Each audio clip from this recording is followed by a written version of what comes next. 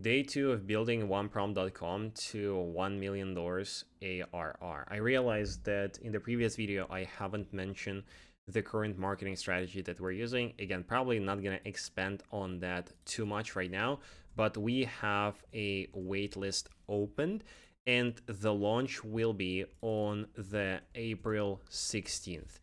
We are positioning it as the open source appointment setter that people are going to be getting for free.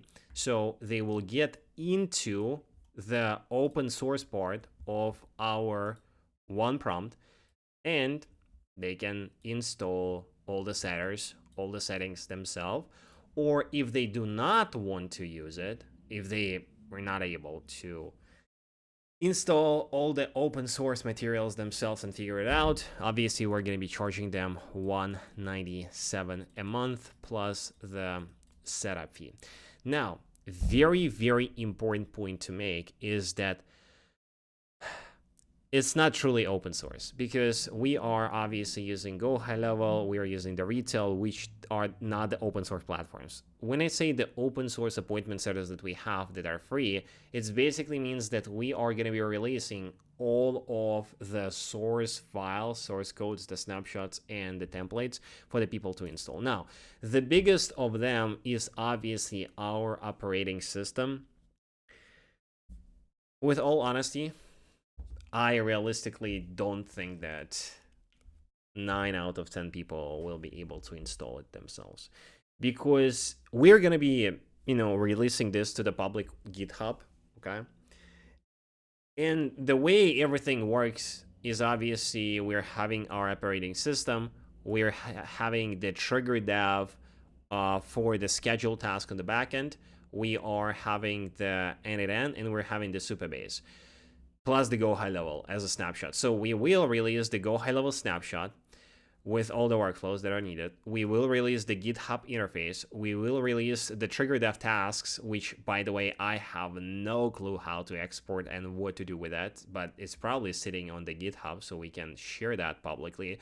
So we will share the SQL codes for all the tables that we are having in the internal and external Supabase, as well as the end-to-end. Anyways, this is like a huge pack of data. Let's be real here. Yeah, I just don't like. I honestly, even if it's gonna be a developer, it's gonna be so hard to install this. Like, it's literally impossible. But this is my marketing strategy, right?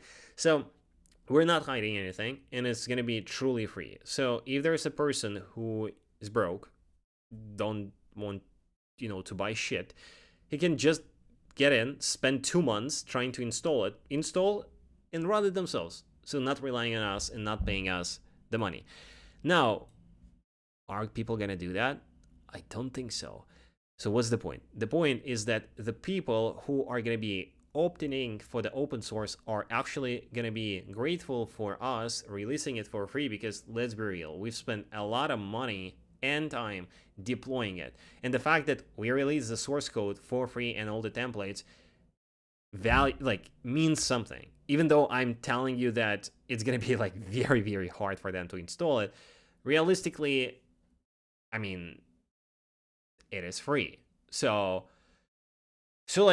it's going to boost up the engagement because, for example, I'm telling you guys, right? So if you are looking to get this, you can get it for free. So I'm not selling shit. Okay, so there is a waitlist in the comments. So you go to the comments, you sign up to our waitlist, right? You're gonna receive a few, emails as a sequence. By the way, one of our appointment setters, AI setters that we are building here, are actually gonna contact you, and I am monitoring some of them right here, so we can see the actual, chat with a human. This is, by the way, some sort of an Instagram, but we can actually see the I'm monitoring the conversation. So the funny thing is that, again, we are using the setters ourselves for the people who are signing up for the newsletter, for the waitlist for the open source setter. So it's you can actually test it out. Now, the point of me saying it is, I tell you, it's free.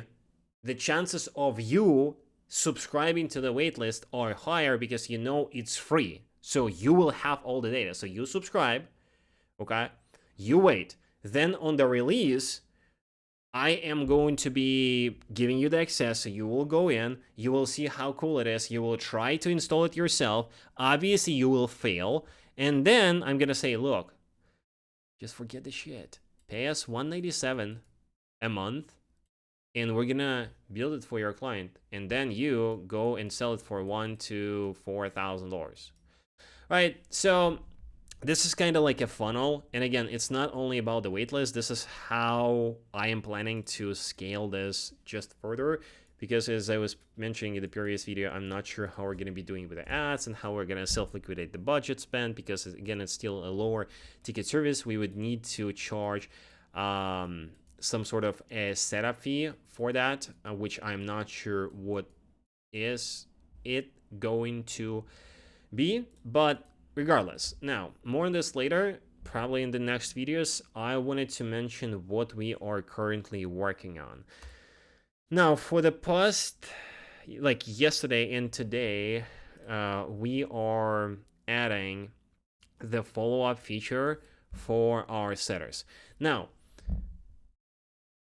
I want you to also understand that we already been using it like for all of our clients for more than a year within this current system, and within in high level only, and the interface being like a standalone thing for more than 2 years.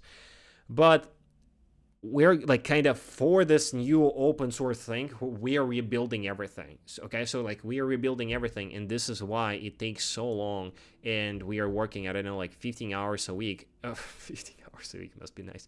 15 hours a day. So I am doing it, and two of my other developers. I'm gonna cover how the team for this specific project looks like a bit later, but nevertheless, currently working on the follow-ups, because what we have, so again, like the way it works is we are having a channel that is connected through the high level settings. Okay, so let's say in the Go high level, you are connecting your channels, you're connecting the Twilio, you're connecting the WhatsApp, the Facebook, the Instagram, whatever, any channel, right? And this is only for the tax. We're only talking about for the tax now. So Go high level is not acting as an interface, but rather as a channel connection. So as soon as, let's say, we are engaging with the lead replies to our message, then this message triggers this workflow. So we are triggering this webhook. Then we're waiting for a certain period of time, and we're setting this waiter in the actual setter configuration. So if we go to the configure, if we go to the setter, it will highlight where it actually is. You can see that we are setting it in minutes, hours, days, how long to wait until the response. Okay, then we are generating a reply inside the N8N, so inside this engine. So this engine generates a reply, and after this reply is generated, we're waiting for the follow-up. And this is what we're working on, because the setter needs to follow up with the people when they are ignoring you. And so if the lead replies, obviously it's ending the workflow, but if the lead doesn't reply, we're having a different setter that generates a response right now. And then we can add multiple follow-ups to have some sort of, this sequence. Now, it is still in the production, like the follow-up, like in terms of the design, you can see like it's trash. And it is working, so I tested it yesterday. But the problem now that I'm literally trying to fix, and I will keep fixing after this video, is that the follow-up needs to be smart, meaning it needs to analyze if we want to do the follow-up or if we don't. So meaning, let's say the conversation ends, right? So like, let's say the setter talks to the prospect and the prospect says thank you, and the lead says okay, you're welcome. And this is the last message. So technically, this is the last message from the setter. And obviously, like if we set the 3 follow-ups that the setter needs to do, we don't want to follow up because the conversation was ended. So when generating a follow-up, it needs to be smart enough to understand that, hey, like analyze the entire conversation history and see if the follow-up is needed. If the follow-up is needed, generate the follow-up. If the follow-up is not needed, then skip it. And of course, the logic needs to be built on the trigger dev as well as the Lovable. So I was chatting with a Cloud Code because we have a Cloud Code that is connected to both Supabase and the trigger dev. This is where we are deploying all the tasks to the trigger dev. But the interface and the main Supabase implementations are done by Lovable. Anyways, if you guys are interested in terms of how we're organizing the development and what we use it for, let me know in the comments, because again, like, this video gets a few views. So if you're watching this to this point, so you're one of the few who is watching it. So I will most likely literally record a video on whatever you're gonna ask in the comments. Anyways, so this is kind of the logic that we're trying to build, because if we go into the setter configuration, you will see that we have the follow-up instructions, but we need to add the follow-up exit scenarios, right? It's like when not to do the follow-up, okay? So it's going to be like, let's say if the conversation is ended, don't do the follow-up. If the lead is not interested, don't do the follow-up. So like all these things, and you can obviously, you would be able to add it yourself. So this is something to work on. You can see that we have 3 types of the follow-up delays that you set. Okay, so you set the first follow-up, second follow-up, and third follow-up. Maybe the first one you would want to do it, in like 3 hours. The second one is in 8, and then in 8. Now, the reason why I'm pushing it very hard is because the same logic is going to apply for the voice. And for the voice, this might be even more important, because it's going to be like the same type of the workflow. When the lead enters, you are giving a call, and then depending on the call scenario, you're going to be doing the follow-up. So if the call answered, if the call not answered, how it answered, it's going to analyze the transcript. Do we need to give another call or not? When? Set the dynamic dates. And this is why it was a very, very good idea on us to start using the trigger dev instead of the edge functions from the Go high level, because from the Supabase that are connected to the Lovable, because the trigger dev is literally built for this, scheduled tasks and quiz that can make it possible, that can make the follow-ups very, very robust. Anyways, guys, yeah, so this is more like a blog vlog type of the videos, just throwing everything to you.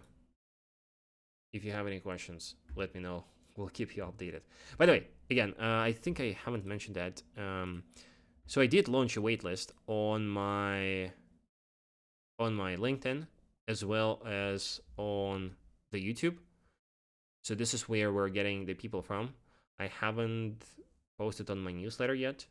Okay, so like you can see free AI SDR. So like people, and all of these people are entering my waitlist.